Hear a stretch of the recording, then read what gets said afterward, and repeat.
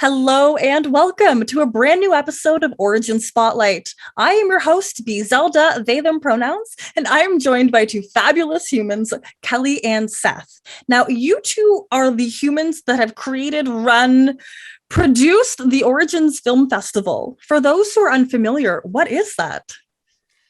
The Origins. Hi, I'm Kelley Slagle. I am co-director of the Origins Film Festival. This is. Hi, I'm Seth Polanski. It is I, Seth Polanski, and I am the co-director of the Origins Film Festival. And we together form Cave Girl Productions, which you can find more information out about at cavegirl.com. We're an independent film company ourselves.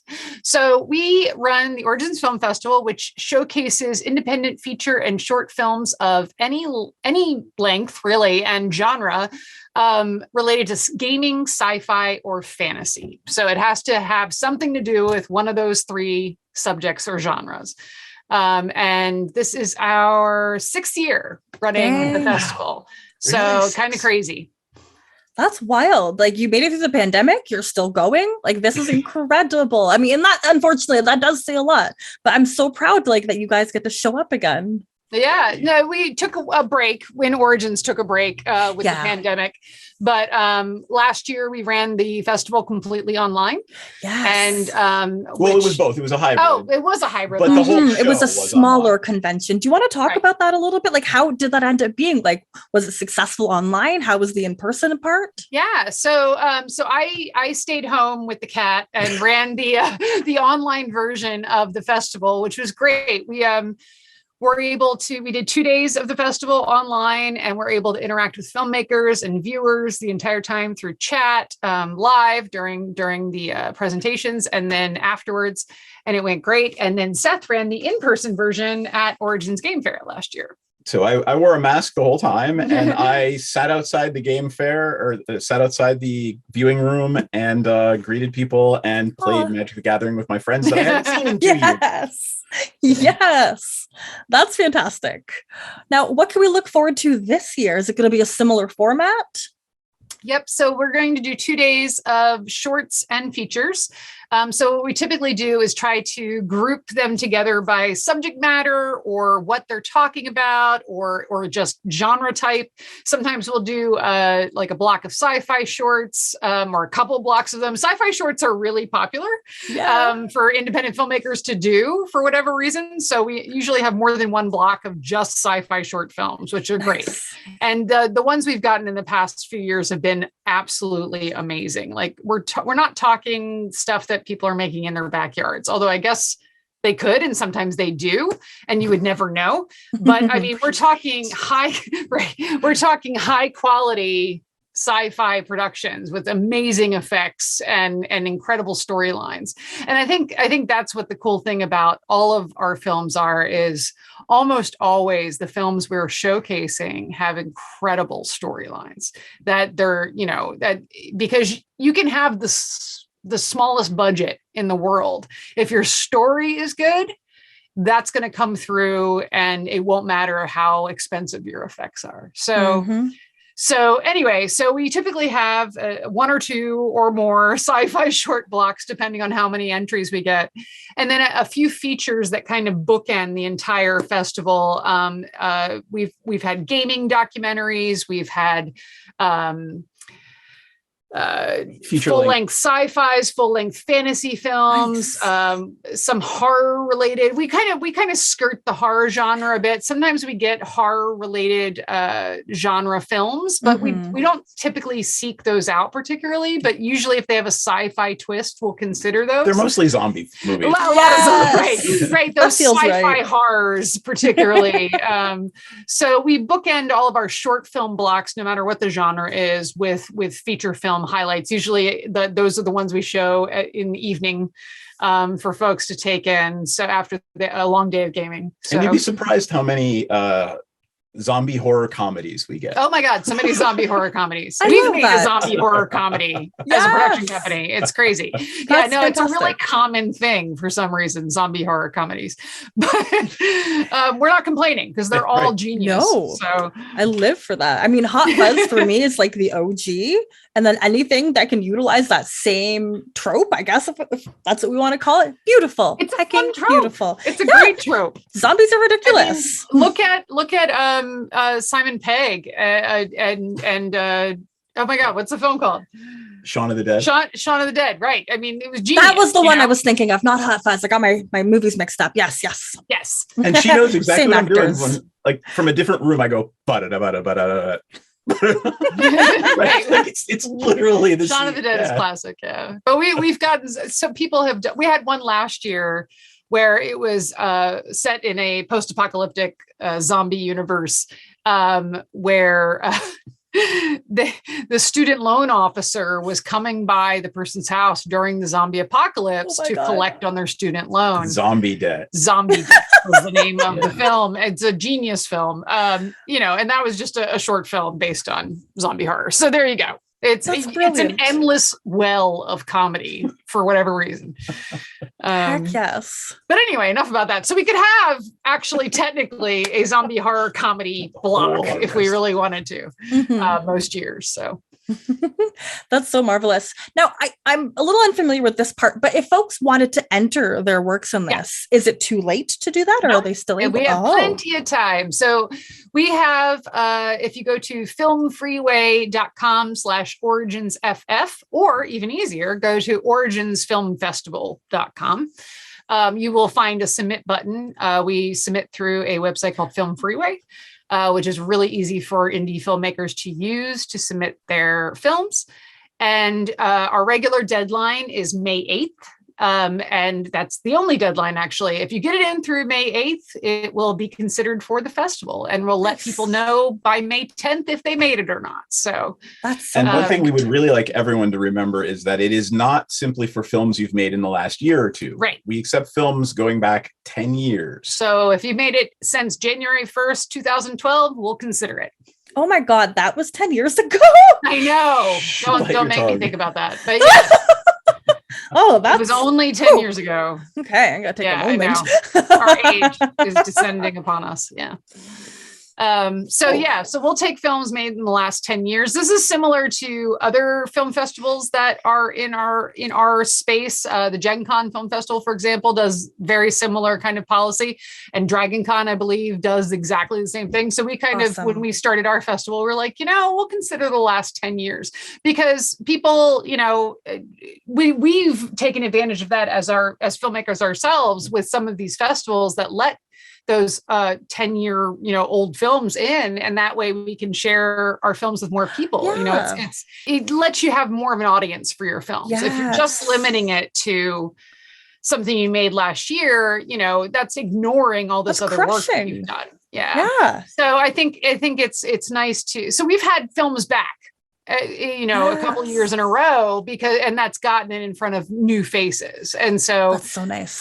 So we'll consider films we have shown before even. So the only caveat is, go ahead. What was that? Sorry. The only caveat is if you've won, you are not eligible to win. Right. We'll, if we like the film, and obviously we did since we put it in the first time, Right. we'll probably put it in again. Right. I mean, unless we're getting 20 billion submissions, we'll more than likely include it again if we've already said we were good with it the first time. So, well, and that feeds into another idea of, there's a community. Some of the people we make films with, we've met at Origins Film Festival or Gen Con Film Festival or Dragon Con, right? Yep. So, it's this community that, hey, I want to see this film. So you should submit it because we want to show it again and then watch it in a room full of people. Yes. That's a fantastic experience. And to be able to share that, not just 1 year.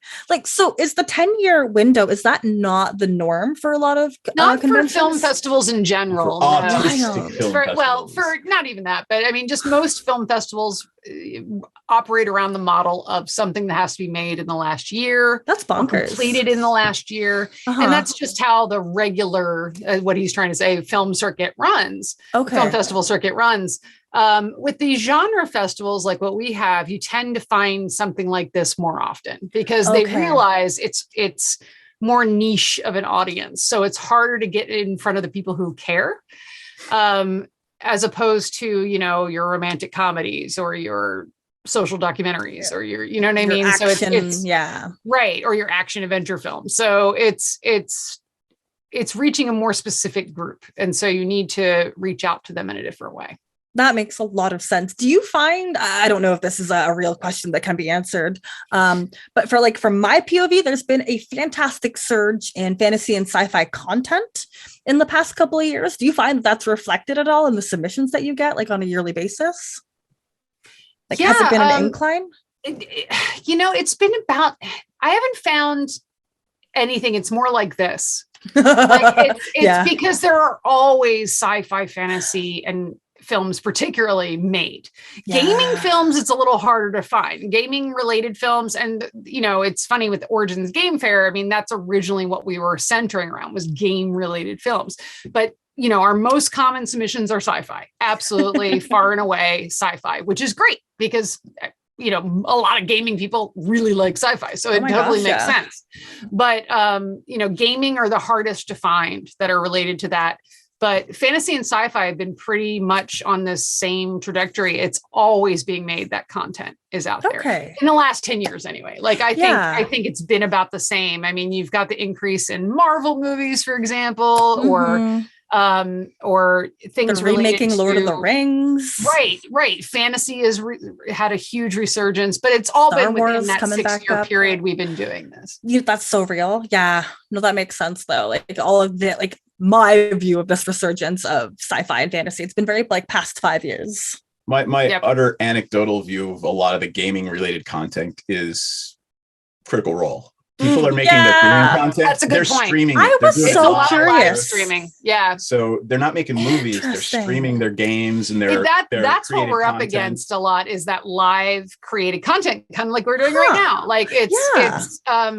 We are not up against that, but that's a lot more of that sci-fi fantasy gaming content is being created for live streams versus narrative for YouTube. Film. I mean, YouTube's the biggest producer of content in the world, right? Yep, hands down. There's no question about it. They make more content than, I'm not, never mind. I'm going to have to go political, but Russian news. They're literally 3 times the size of Russian news. That's legit though. Yeah. So, I mean, it's a great new expression. It's just our film festival doesn't do streaming. Well, and one of the things, even though it streams, we probably should consider is opening it up to streamed content. Well, I mean, that's a whole other ballgame. Oh, that is. But folks, we haven't really talked about it. So this is.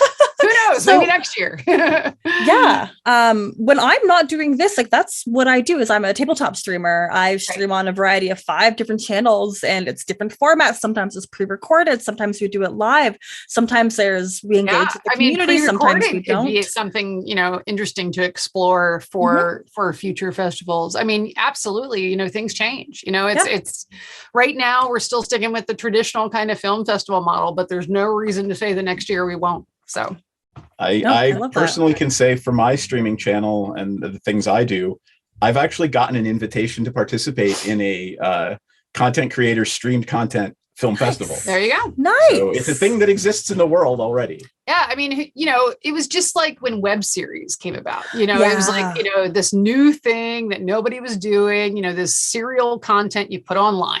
Oh my God. How do we market that? How do you do that? What's that about?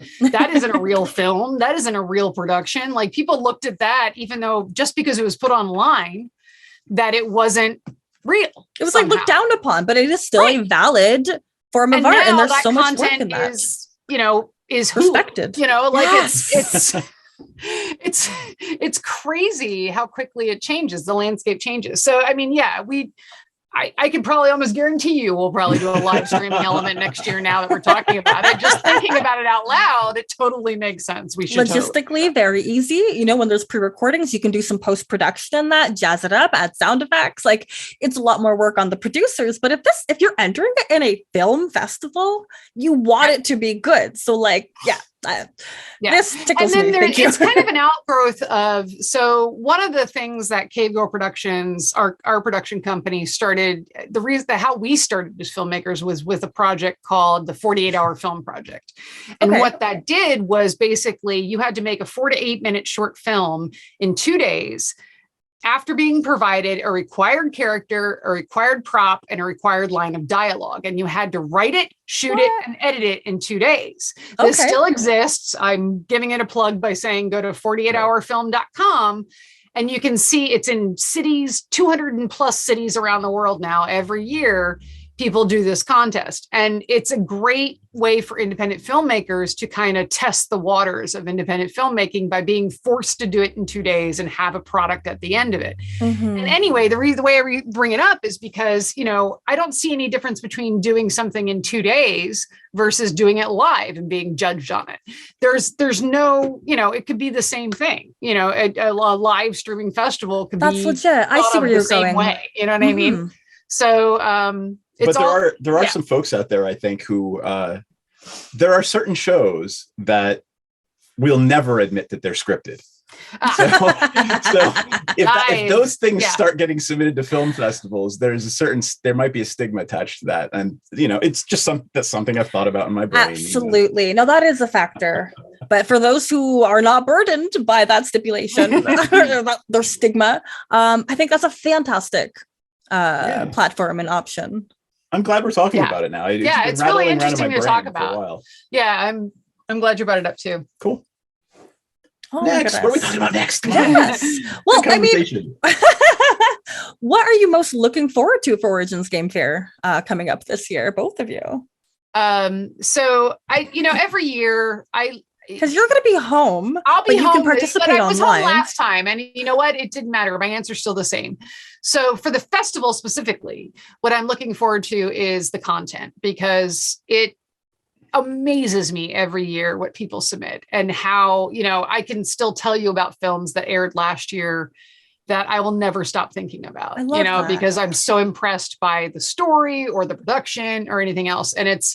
And I've made some friends that we chatted with online during the online festival, for example, that I'm still friends with on Facebook, now, and I follow their careers and everything like that. So it's really neat to see some of this inspiring content that indie filmmakers are making. I mean, it's really a testament to, in many cases, you don't need a $1 million budget to make good quality film. It's not the case anymore. It's all about story and cleverness more than anything else.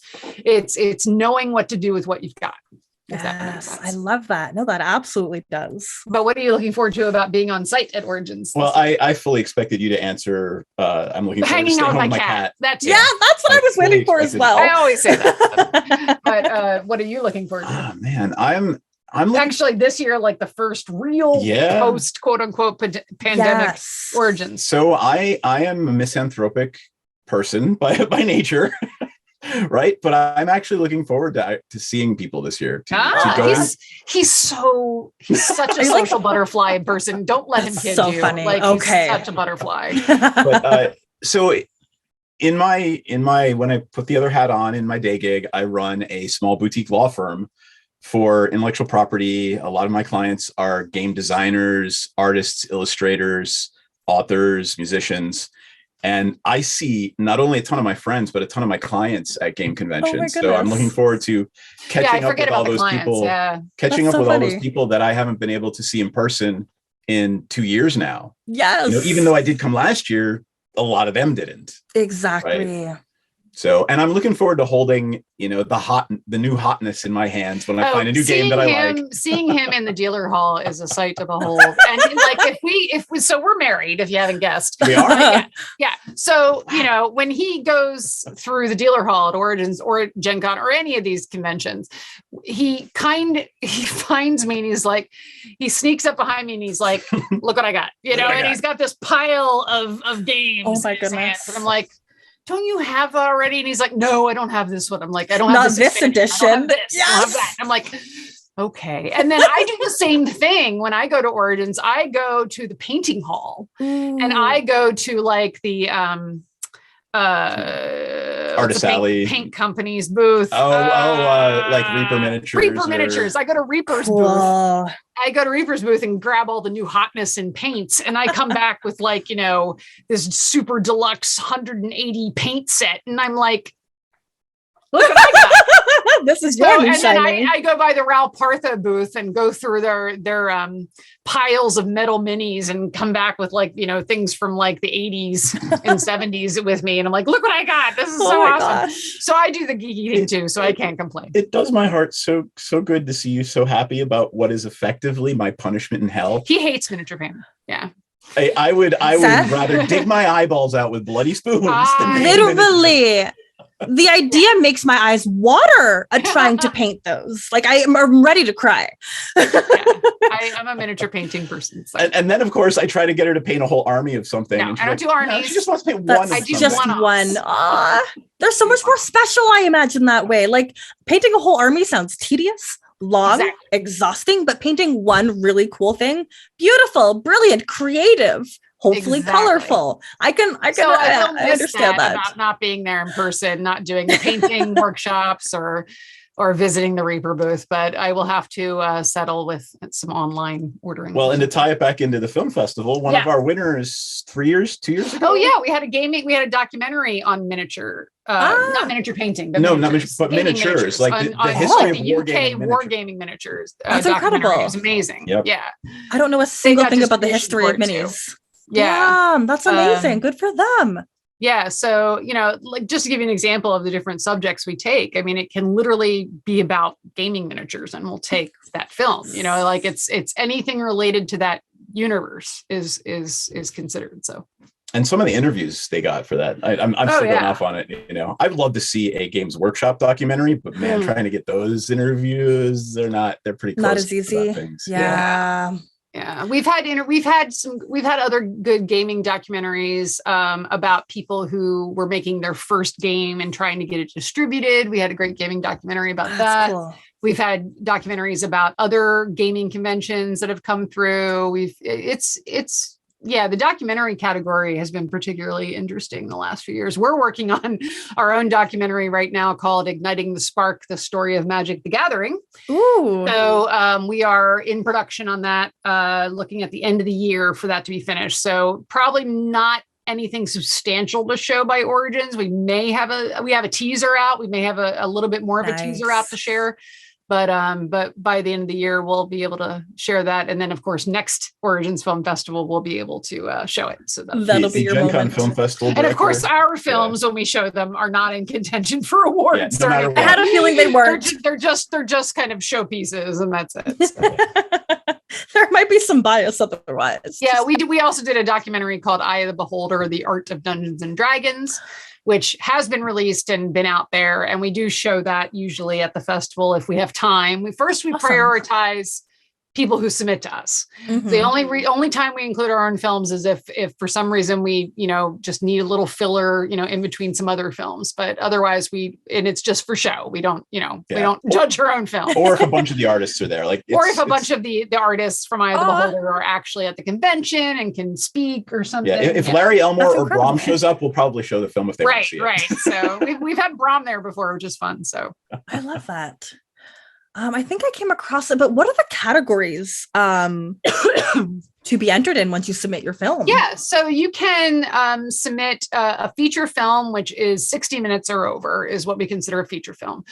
A short film is 30 minutes or under. So if you have one of those weird unicorn films that falls between 31 minutes and 59 minutes, we will still consider it, but it has to be submitted under the feature film category. So you have to go with that high. It's a little bit higher of a submission fee. The reason why is because programming films of that length is hard because it's, we do hour blocks, we do half an hour blocks. So it's hard to fit in those weird length films, or not weird in quote marks. And a lot of times as a filmmaker, and this isn't against anybody who's done that, but as a filmmaker, unless you're doing a pilot, which is like 45 minutes long or something, which we do get some of, and we just tell them to submit as features, totally valid. But if you've done a short film that's 45 minutes long, that isn't a pilot of some kind, you probably need to do more editing.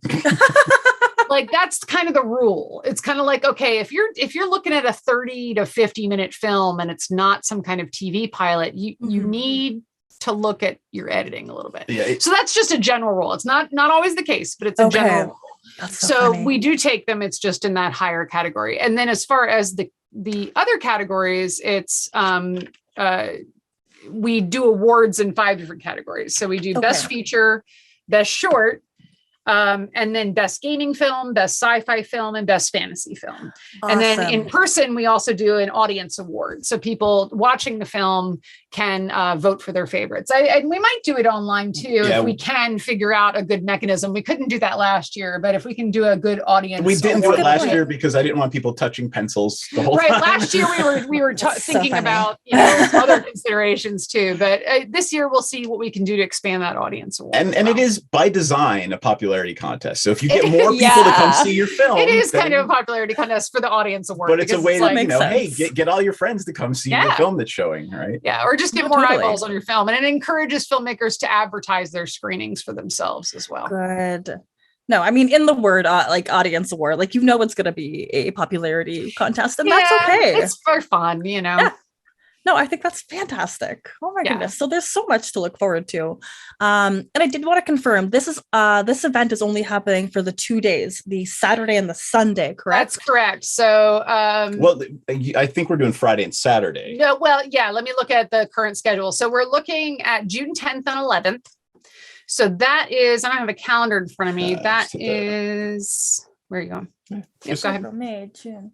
It's Friday and Saturday. Friday and Saturday. Okay. So Friday and Saturday, June 10th and 11th. And we'll publish the schedule online as soon as we have all of our decided films. We'll be notifying filmmakers by May 10th. And then we'll put the schedule immediately online and publicize it on social media. And then we'll have a general schedule listed in the Origins Game Fair site book as well. Perfect. And you'll see a page for it in there. And also just to plug a little bit. So as far as those filmmakers out there who might see this that have done a film relating to sci-fi, gaming, or fantasy of any length that they would like to consider submitting, the submission fees are, I'm looking for my little cheat sheet here. So for a short film, the regular deadline is $25 for gold members of Film Freeway if you're a gold member, and then $30 for non-members. And then for a feature film, it's $35 for gold and $40 for non-members. So, and the reason why we charge fees at all for a film festival like this is we have to pay for website expenses and hosting expenses and, all kinds of stuff, and traveling to Origins and, things like that. You're not asking for a lot though. Like that's very reasonable. It's not a lot. So we're not, making a buku amount of money on this. It's just, it's kind of, our fees are more than reasonable for most film festivals. And, and anyone who's submitting, I guarantee you, anyone who's an indie filmmaker knows what Film Freeway is. Film Freeway is the standard for film submission at this point.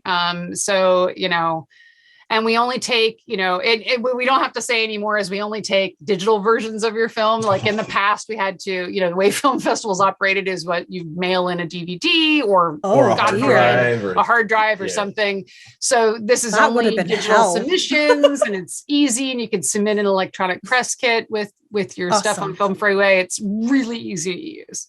Damn. The future is this is where it's at. I can't even imagine getting mailed DVDs and then you have to I used to do it for our films. I used to send in 30 DV tape.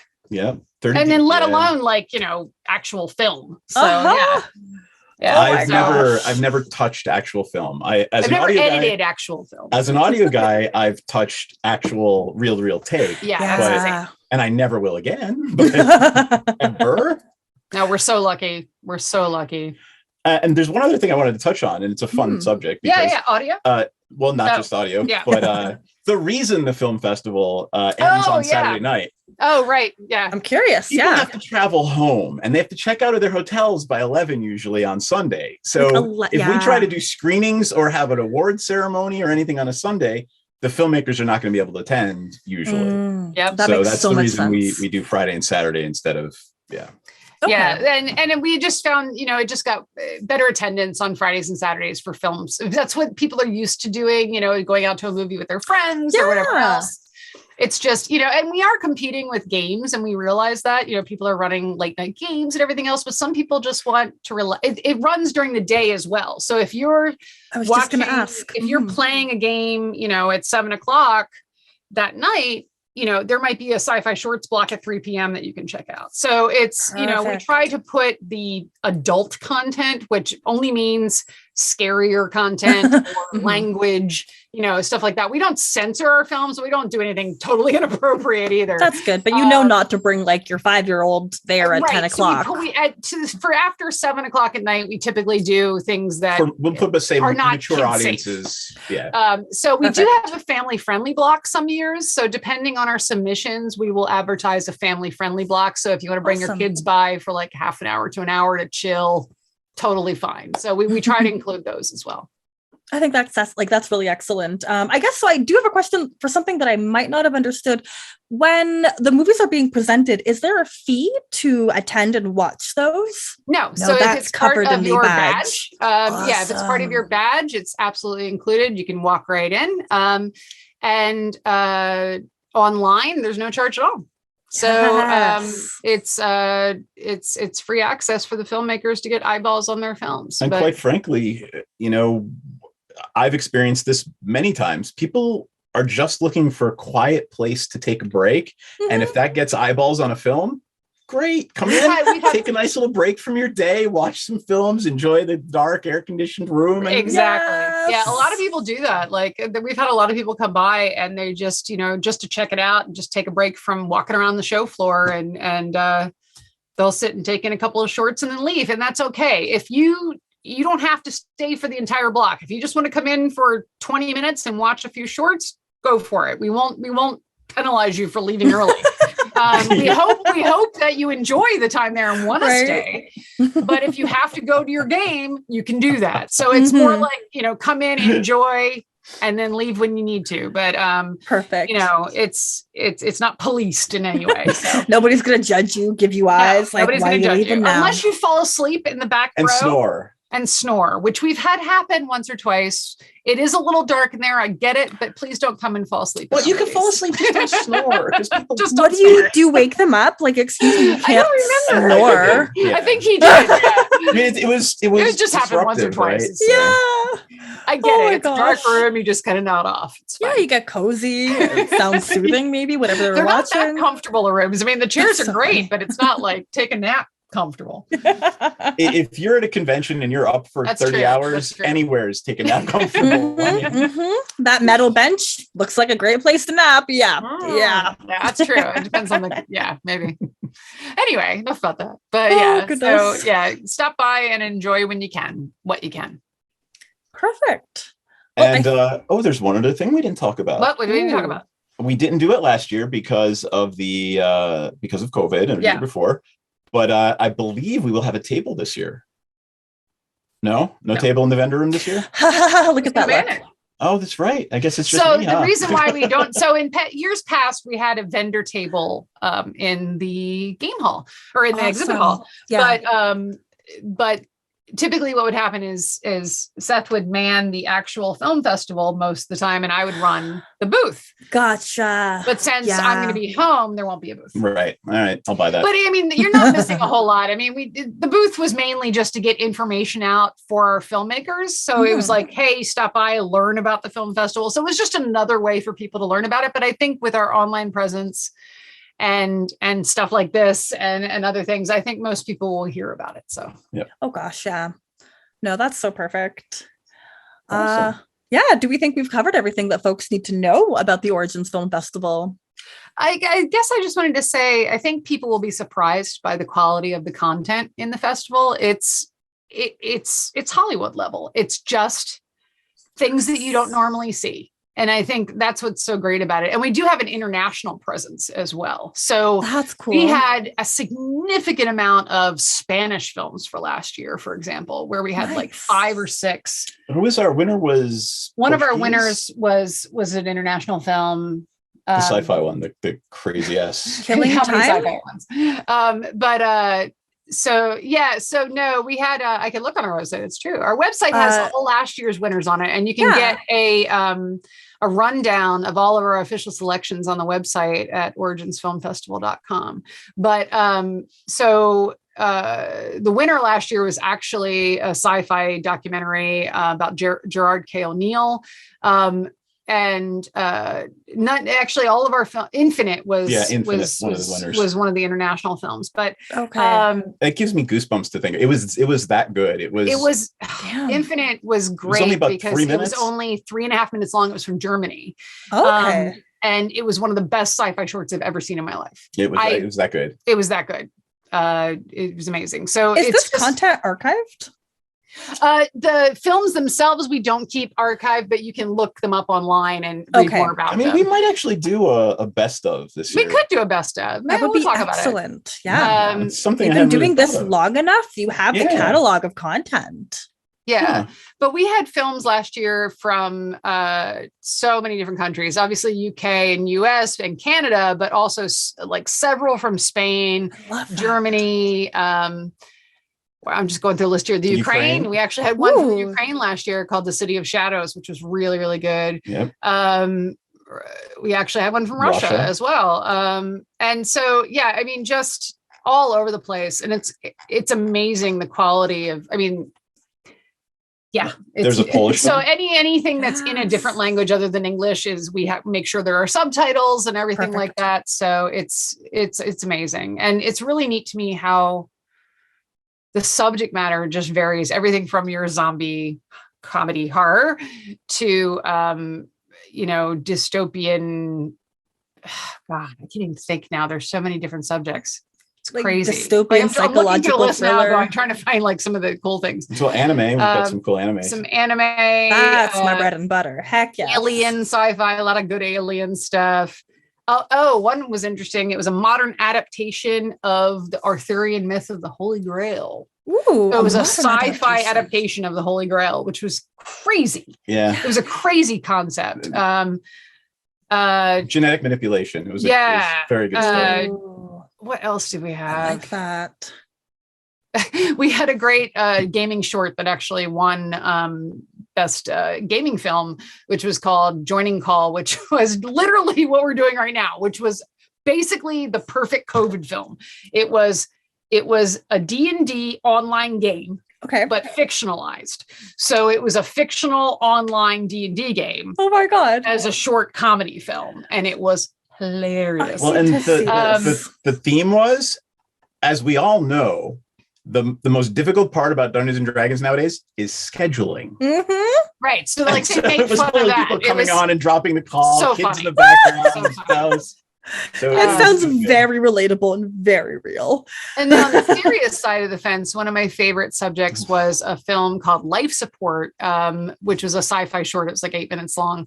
And the whole premise of it was in a future state where coma patients could choose whether or not to have their brain kept alive based on their health insurance.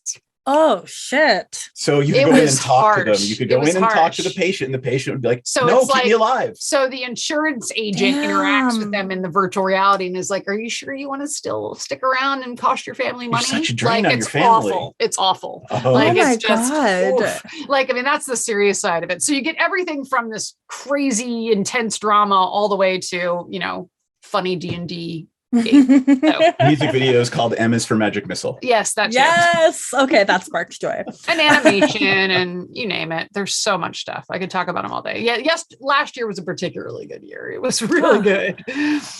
But yeah, so I'm sorry, rambling on, but basically I'm just always amazed at the quality of content, I guess is what I'm trying to say. I love that. You're enthusiastic and you're both really passionate about what you do. And like that shows in the works that you select. Like, I think that's fantastic to be so invested in this.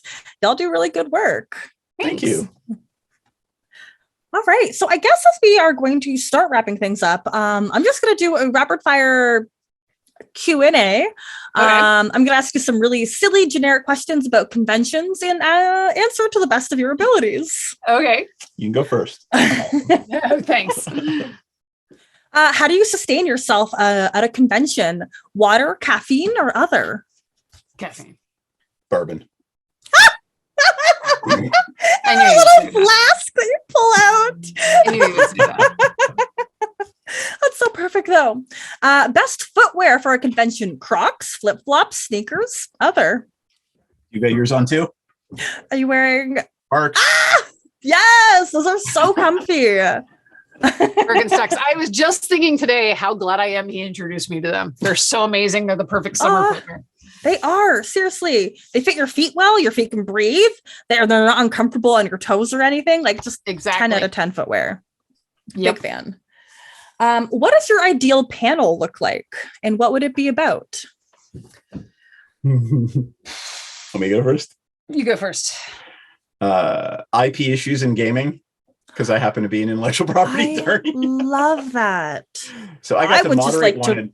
Mhm. I got to moderate one at a Italian convention a little bit before COVID, and on the panel were the gentleman that licensed the Expanse IP. So he was talking about how did you get the intellectual property for the Expanse to make this board game or it's a role-playing game, and it was a pretty cool panel. So that's me. Really interesting. And it also works for gaming, for movie stuff too, because that's kind of what you're doing when you make a movie. You're making intellectual property. You're making your IP. Right. So I think I would answer, if there was such a thing, a cat game panel. I guarantee you it exists. Yeah, that seems like that's not too far away from reality. Yeah, there's a lot of cat games. Yeah. A lot of good cat games.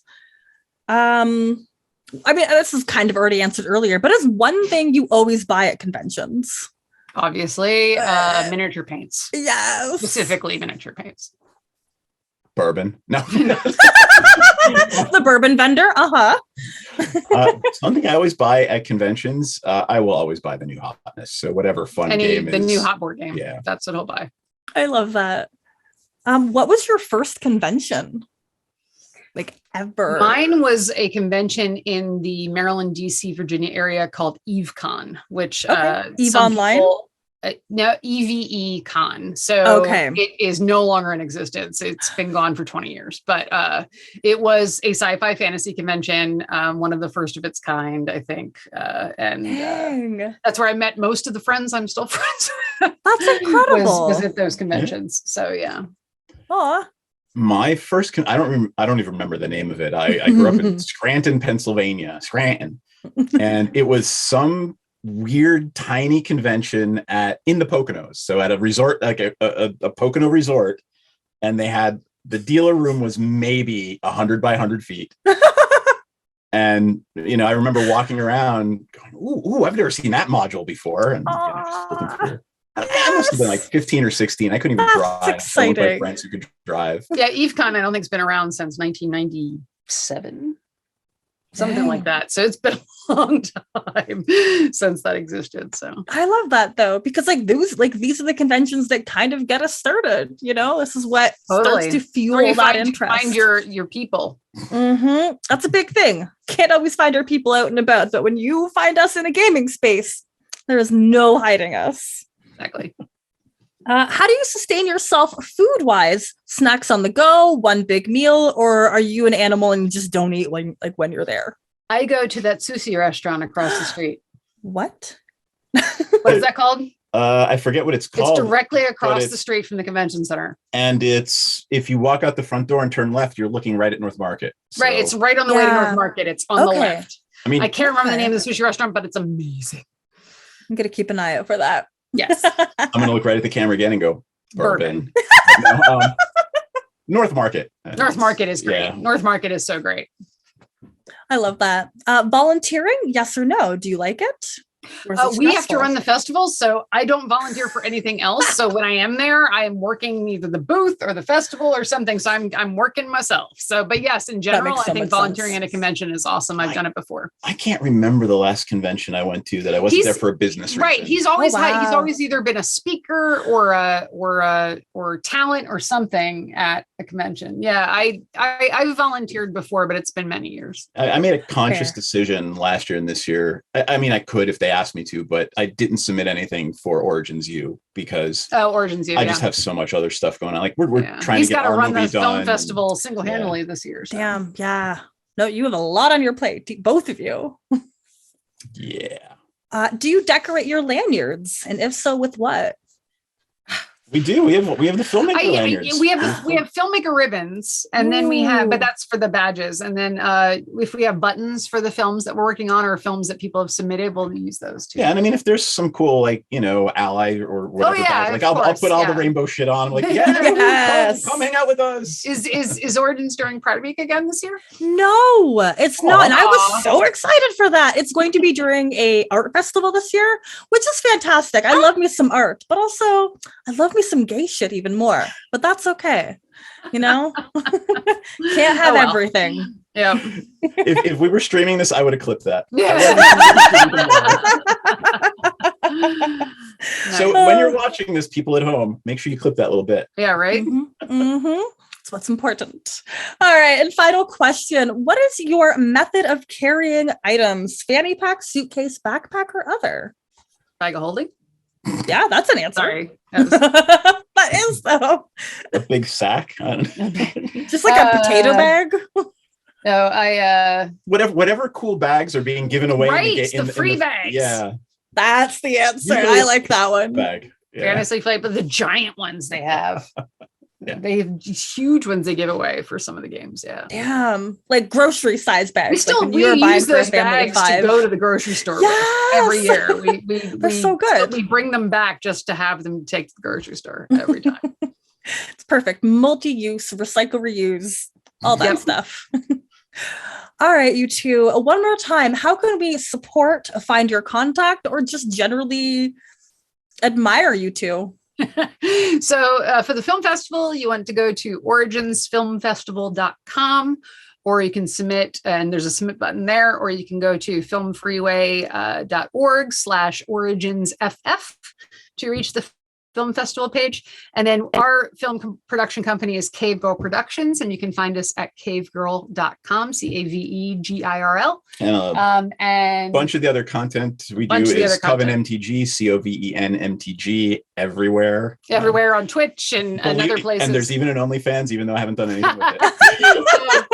And he streams either Magic the Gathering games or D&D on that channel. And we also stream on a channel called Praetor's Rejects. Praetors Rejects. PRAETORS Rejects on Twitch. And we both play a D&D game on Friday nights there, and he runs one on Monday nights there. Ooh. Oh. The Strixhaven game we were talking about. That's jointly streamed on both Praetors and we're starting up. We just ended a Tomb of Annihilation campaign on Friday nights on that channel, and we're starting up Ravenloft on That's a good one. April 29th or something like April that. 29th. April 29th. So nice. So you're really going through the books. Stuff. Hell yes. Call of the Netherdeep, I think, is going to be a really cool one. I have the book, but I haven't looked through it yet, but I'm very excited for what that has.